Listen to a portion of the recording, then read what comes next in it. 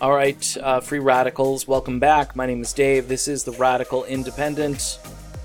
There she is, the most talked about candidate on planet Earth right now. I have my Twitter set to trends, not just here in the United States, but I do worldwide, because it's always something tribal and stupid that's trending, typically on US Twitter. Worldwide, it was Tulsi Gabbard. And unless you've been under a rock for the last, I don't know, how many hours, maybe 12 to 24 hours, you probably understand that Tulsi Gabbard has basically taken on Hillary Clinton and challenged her and said, hey, why don't you jump in the race and we'll have a debate about these issues.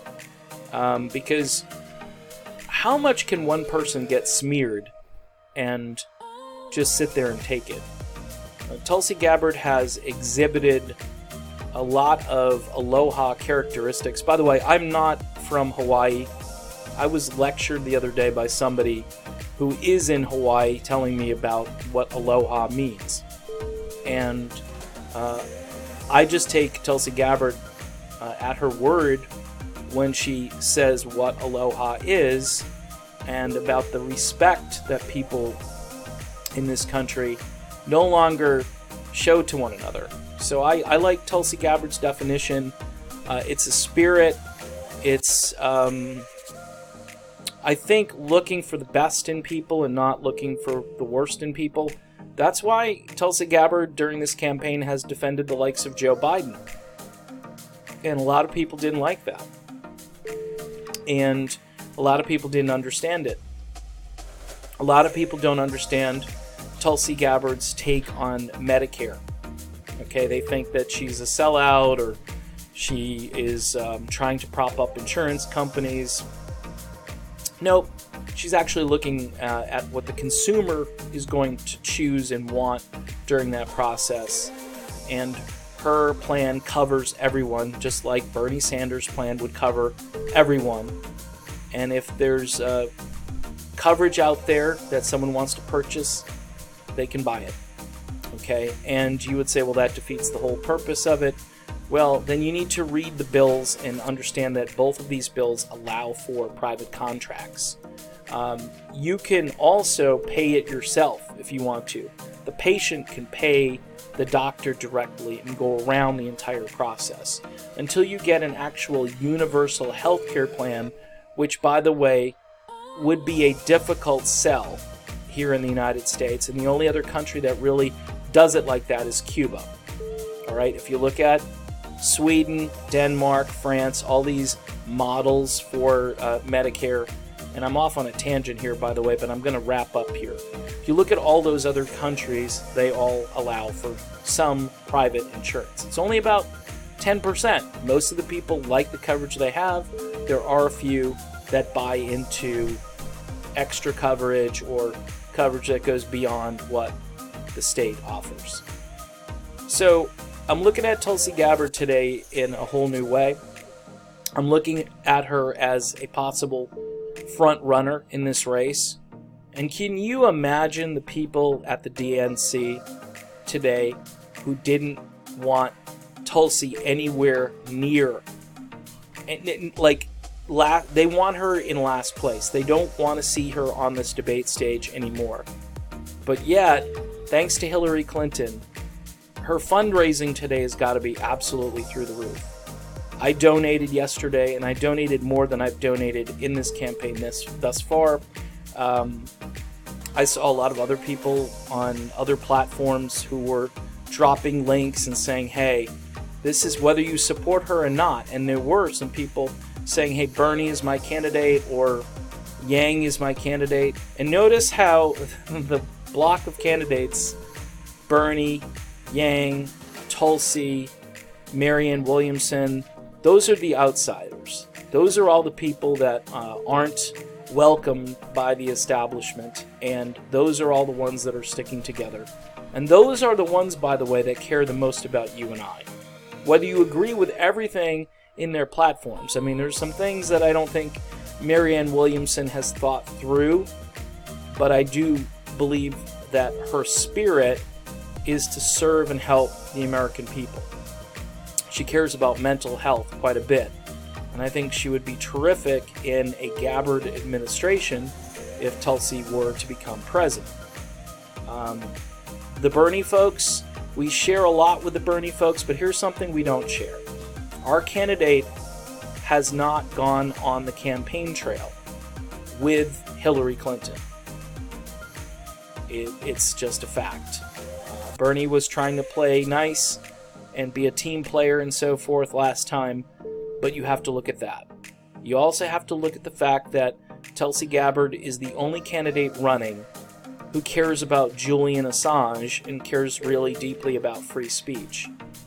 Because she knows our ability to communicate is going to go down the drain and become even harder for us to just converse with one another about difficult issues if we continue down this road of censorship and the cancel culture, which quite honestly is the most ridiculous thing I've ever seen. When I was a kid, liberals used to say things like, hey, if you don't like what's on TV, turn it off. If you don't like what those music lyrics are saying, if you think it's too much profanity or it's whatever, if it's offensive to you, they would say turn it off. You know, same rationale as if you don't like abortion, don't have one. You know, and that should be kind of the model of today, but we're reaching a tipping point where if you and I don't speak in the exact same language about every politically charged issue, which, by the way, everything is becoming political. Music is political, sports is political, the NBA in China, there's a great example. Everything is becoming political. And we need somebody in the Oval who's going to take it down, drop it down, really do the aloha thing, and not just pay lip service to the groups that sort of are always enraged.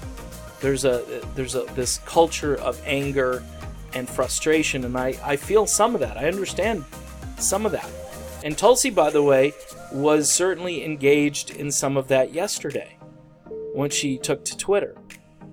But because she's such a credible witness here, and she's not somebody who flies off the handle easily, okay, she's trying to stick up for what's right here, and she's tired of being branded as Vladimir Putin's helper or whatever they're trying to put on her. By the way, they did the same thing to Jill Stein, and I did a video about that within this context. This was the establishment saying, pushing back, no Green Party this time, and no dissent. That's basically what they're saying. No Green Party and no dissent. Because those are really the two threats we're going to get. And if we have this clear shot to the White House, we know we can beat Trump. I think these people might get crushed by Trump if they don't get their act together. If Tulsi Gabbard were their nominee, would they actually want to win and beat Trump with Tulsi Gabbard? I mean, you'd have all kinds of Trump defections, and you know why? Because Trump is kind of damaged goods. He's been through all of this, whether it's right or wrong. And the other thing is, I think most Americans want to feel good about the president. They want to say, here's someone we can look up to. And again, how many mothers and fathers out there would be doting over Tulsi Gabbard with regard to, say, if they have a daughter, and they could look and they could say, can we look up to this woman? Absolutely. Combat veteran, smart as a whip, knows issues inside and out, diplomatic, loves our country, but wants peace and doesn't want war all the time. I mean, I don't know. This is almost like so many, people say, well, she's a triple threat, she's a quadruple threat. Tulsi Gabbard, there's never been a candidate like Tulsi Gabbard before. And there might not ever be a candidate like her again. So I'm proud of Tulsi Gabbard today, and I am chipping in support.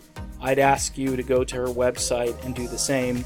if you sign up and get those emails, I'm sure you've already clicked on a link here or there, and certainly you could be part of what I believe is the start of something really special here. It's October, it's the middle of October.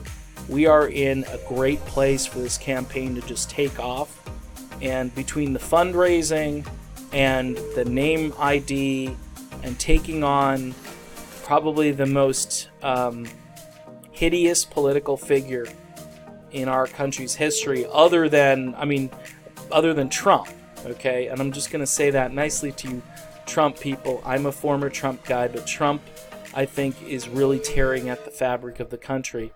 But I would say Hillary Clinton, if she had been elected, I think we would be in the same shape, but in different ways. I mean, how many wars would we be in right now if Hillary Clinton and all of her neocon, neoliberal generals were hanging out together? Tulsi Gabbard is our best hope for peace, and that's why I support her. And I would go to any party, if she ever did say she was running as a third party, I would go there, and your party would instantly become successful, because I'd be going to support Tulsi Gabbard. She says she's staying. She's trying to reform the party. I wish her well on that. I don't really think it's possible, but I do agree that if she can hijack this from the establishment, much like Trump did with the Republican Party, she could easily win the presidency, and I think she would win the presidency in kind of a landslide. So I'll leave you with that. Again, she's got to be breaking some serious fundraising records, and I can't wait to see those numbers. It's going to be interesting to see how the establishment responds to that. All right, folks, I am done. Aloha. Have yourself a great day.